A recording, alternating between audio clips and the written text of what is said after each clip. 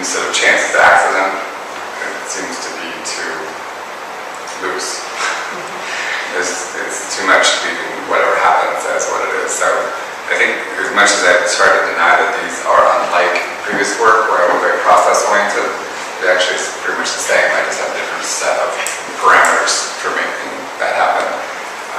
Specifically with these, I've never worked with the beings on this particular material. I had no idea what was going to happen. And just in trying it, I didn't know what was going to happen. So it's a chance kind of thing, like it could have been a disaster, but I wrote it and it worked.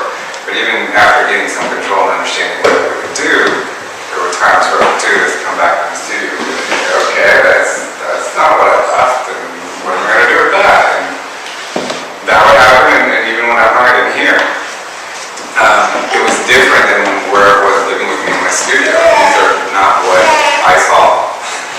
So the light is taking that off. So that element's coming to it as well. It's a difference, chance. And as much as I try to control the lighting, it's still open to the environment. So. They may not have seen those pieces yet, but these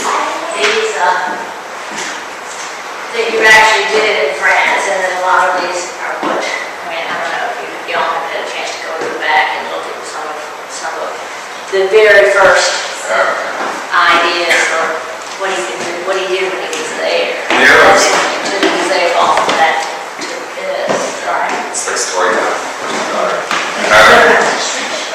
Intuitive kind of stuff. I don't like using that, like intuitive painting or that kind of thing. And a lot of this kind of falls into that. I wasn't trying to do anything other than make marks and grab marks and that, but Kuban syndrome, y'all know that.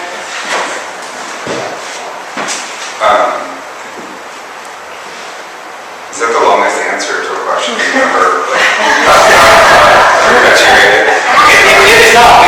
We could go over it. I'm not talking. There is a lot to do with that question. Yeah. It is a lacuna, not just in the art, but it's just the way we're living. That's what we mean. Other questions?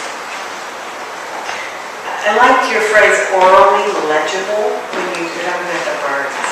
Just, can you talk about that a little bit more?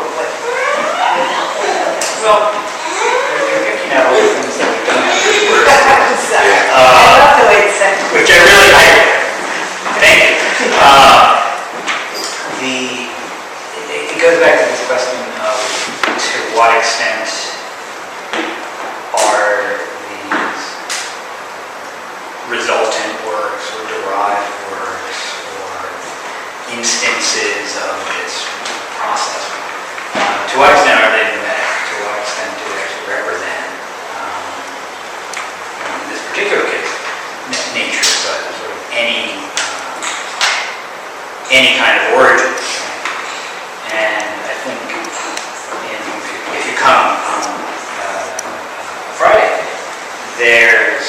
I think there are moments in the acoustic piece where the mimetic aspect of this kind of representation, I think is pretty strong.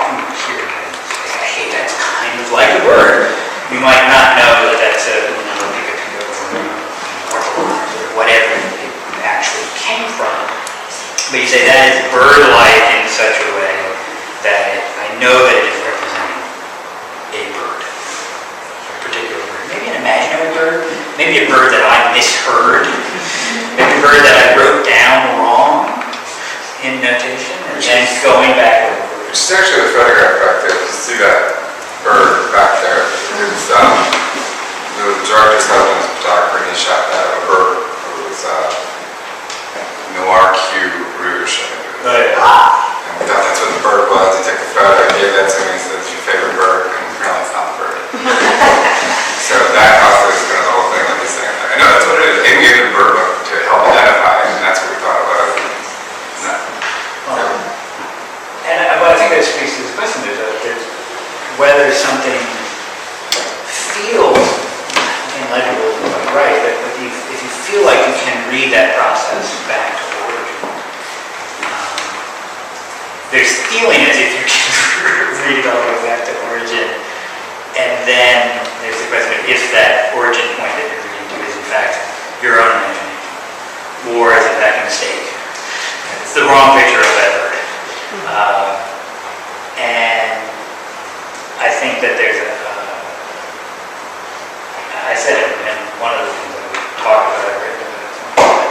I don't know either of us had particularly been interested or done much work with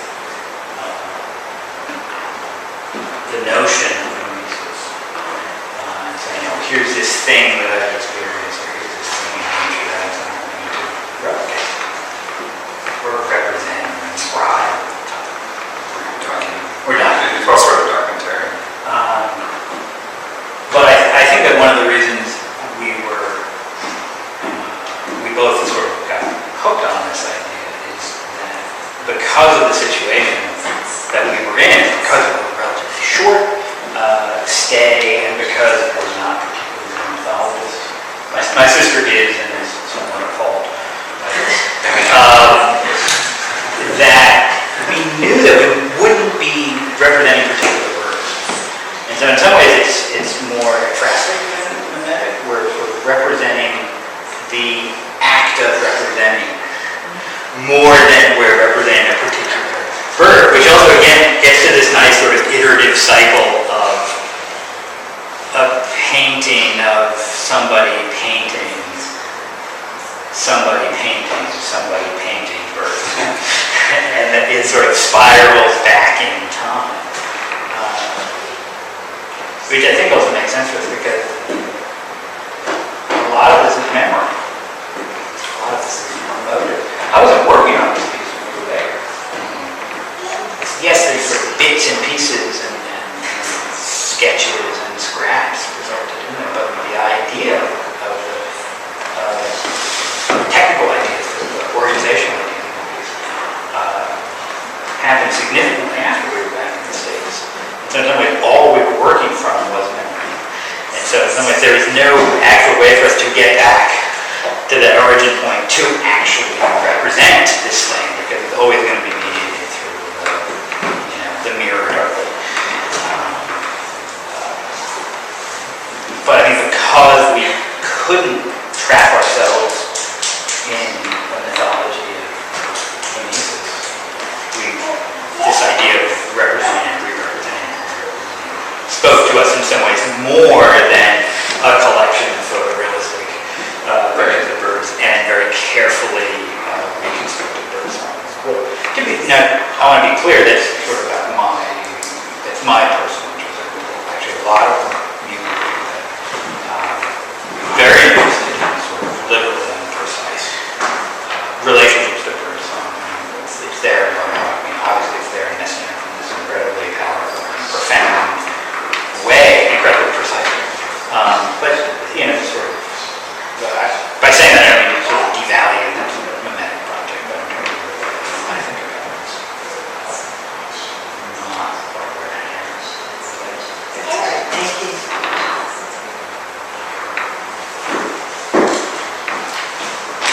Any other questions? If not, we can just, I want you to hear the music again, and I really urge you to come on Friday, because it's almost like we haven't experienced exactly what we're talking about still, because they haven't heard the music, but I think it's fascinating to hear.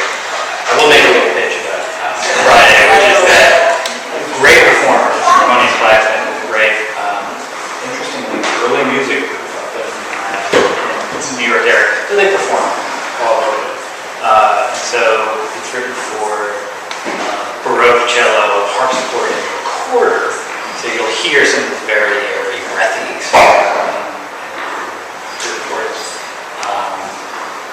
recorded material that's been processed. But as I said, it is pretty remote, and I'm not going to say it's not. I think that what's here in the space is pretty interesting and pretty good. I'm pretty happy that I wrote it.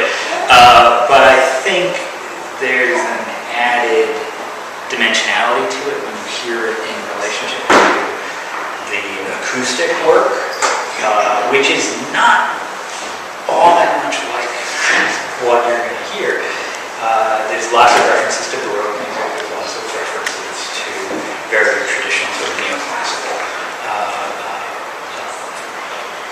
contemporary performance practices. A lot of improvisation. The harpsichord player is a great improviser and player with big, very energetic, rhythmically dynamic passages with lots of improvisation. And I think that being here in that space during that performance and after the performance and hearing a performance, having heard the space, what's installed here, I think that's closer for me to this experience of change and reinterpretation than you get with the sort of fixed music that's in here. In some ways, I don't have light helping me out. That's this sort of dynamic component to it. There's a lot of material, there's a lot of dynamic to the sound, but I think here you can sort of see the distance that you've come. I think around the performance on Broadway, you can kind of hear the distance of transformation. Another interesting element. It's at 7 o'clock, the performance, the opening is 5:30 to 7:30, but the performance itself is 7